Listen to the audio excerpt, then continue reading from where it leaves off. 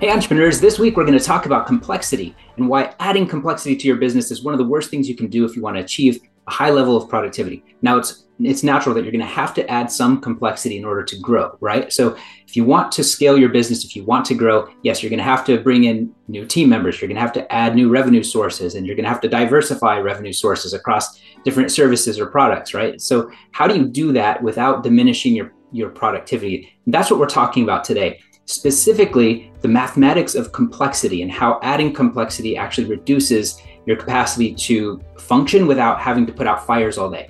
One of the things a lot of you complained to me about, those of you who've hired me to work with you personally on using decision making and planning to try to accelerate your goals, is this problem where you get really good at what you do, and so you start bringing in people to work with you, and the next thing you know, all you do all day is put out fires. You're just scrambling, and you're never really working on your long-term needle-moving projects. You're always just trying to fix the things that are broken in your existing system that you've already set up. So we're going to talk about one of the ways to improve or to overcome that problem. To do so, I don't want to nerd out on you too much, but I'm just going to show you I'm going to share my calculator with you so we can look at this together so you can see on a mathematical level what we're talking about.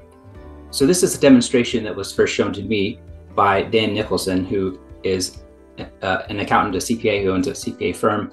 And I learned this from him through a program called CCA, which stands for Certified Certainty Advisor. It's all about high-level decision-making, which, as you guys know, that's the core of what I do with entrepreneurs, decision-making and planning to accelerate results. And so that's actually a really amazing program. Some very high-level people they bring in as a part of that program. If you're interested to learn more about it, ask me about it. But this demonstration, what Dan was explaining to us is that in a system, reliability is based on the number of components. And so if you have a number of components that are nearly 100% reliable and you add one more thing that's nearly 100% reliable, your total reliability of the system as a whole declines every time you add a new piece that's not 100% reliable. And if you think about it, the team members, employees, the outsourced agencies that you rely on, yourself showing up to deliver some aspect of the services, whatever you have as a part of your system, it's probably not 100% reliable, right? So before you add a new piece to your business, a new aspect that seems like it adds something more for your clients or helps your widget to do one more thing, just remember that what you're doing to that widget that you're selling is you're making it less reliable, more likely to break, more likely to not deliver on the core promise of what that widget is supposed to do. Same thing in the service industry, right? If you say we do this, it's simple, we just provide this one service, but then you add on these extras, you're actually decreasing your capacity to deliver on your core promise. And that's because if you just look at it mathematically, let's say you have some perfect, never messes up 100% reliable aspect. Well, one times one equals one, right? 100% reliability. But if we just add one thing that's 0.9, like 90% reliable, what happens to our overall reliability? It just dropped to 90%. Right? So if we say, let's do that again, one perfect times another perfect piece of component of your system times another perfect, and then we add in just one thing that's got only 90% reliability, what happens is we now have a system that has only a 90% reliability. So you might think, well, we'll add in another system that's like a backup system or something for that. And, or let's just say another component that will boost the benefit we can give to our customer or the outcome that our widget is able to deliver. And that adding something will make it even cooler.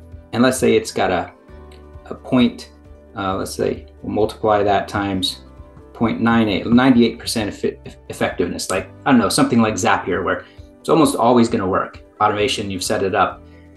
But once in a while, their servers go down, or the API between two of your software programs changes in such a way that your API is broken and no longer works correctly. What happens is now we're at 88%. So we added something that's 98% reliable, and that decreased your overall reliability from 90% reliable down to 88% reliable. So what is the point I'm making? The point I'm making is that if you add a component to your business, your overall reliability is going to decline. And that's one of the reasons why you guys come to me saying, hey, I just can't ever get to the things that really matter because I'm putting out fires all the time. Why are you putting out fires all the time? Because your existing systems break, right? You don't have 100% reliability. So here's my challenge for you. What I'm asking you to do is to think about, before you add something, before you say more is the answer, let's add another team member, another software system, ask instead, what could we take away and increase the reliability and the value of the core thing that we offer? Because sometimes that will allow you as a business owner to reach your goals faster than if you just keep adding things all the time. And so if you do add something, here's the key: is you shouldn't ever add complexity to your business model unless it unlocks additional revenue.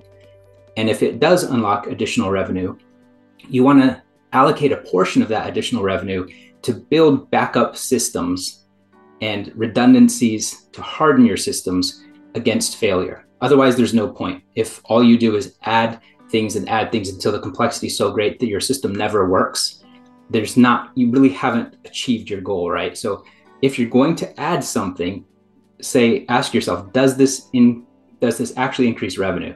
And if it does, then use some of that revenue to build that sort of system that makes it as reliable as you can. So for example, if you decide we're no longer going to have an automated automated software that takes messages, customer support messages, and then you have a ticket system of people email back, but instead we're going to have people picking up the phone live, and you have one person whose job is to do that during the week and somebody else who does it on the weekends. What happens when one of those people is not 100% reliable, doesn't show up because they had a sick kid or something they had to take care of that day? What can you do to have an added layer of redundancy? If you don't have enough additional revenue from that move, to have an added layer, like a second person or someone within the team who can rotate over there without messing something else up. If you don't have that, then ask yourself, why are we trying to make this change? Does it actually improve things or not? Let me also just share with you something a friend of mine sent me today. This is one of those things where, a lot of people attribute quotes to Albert Einstein that he never really said. So I don't know if Musk really said this, but one of my clients told me that, oh no, he actually did. They've heard that this is a Musk quote. Regardless of what you think of Musk as a human, he definitely is good at building systems. He's definitely good at building businesses that are able to generate products, and to do so amazingly fast with a lot of decreased waste. For example, when he went into SpaceX and started building rockets at a fraction of the cost of what nations build them for. And this is his quote unquote algorithm for solving problems, more like a set of thinking points. So first is just to question every requirement. Like, do we really have to have this or that added in order to deliver the product or service to our customer that we're trying to create? Delete any part of the process you can. Why would that be in there? It's because if you're trying to do complex things like build robots, cars, or spaceships, or machines that bore through the ground to create underground tunnels to relieve congested traffic, if you're doing any of those type of things that Musk has been involved in, you can't have systems that have growing and growing complexity that to the point where you have no reliability for the core service or product, right? Simplify and optimize, accelerating the cycle time. I haven't looked into what exactly that means, but I would assume that if you're taking a car from start to finish, that you're going to try to accelerate the cycle of how long does it take to build that and get some feedback and produce something that you can push out into the world. And then automate. It's kind of like the last step, right? You only want to automate something after you've already deleted and simplified a lot, after you've already questioned the requirements. So here is my challenge for you. Think about the mathematics of reliability. This is a mathematical fact that you cannot add something to a new component to a system without decreasing the system's reliability. Again, this is a core CCA concept, and it's something that the more I've thought about it, the more I've recognized how powerful this concept is, and explaining why so many people spend their whole day putting out fires. So my challenge to you is to ask yourself, what kind of impulse do I currently have to add something to my business? And how can I mitigate against the reduced reliability that comes from adding that additional complexity? Think about it. Just take 5 minutes. That's your challenge. Take 5 minutes, ponder anything you've been thinking about adding to your business. Ask yourself a couple questions along those lines, and let's see what happens. It may be that you decide to go ahead with it, but it might be that you realize that you can achieve your goal better by simplifying, by reducing, by getting better at doubling down on the core of what you're trying to offer to your clients, or the core of the output of whatever your business model is. I'll talk to you again next week.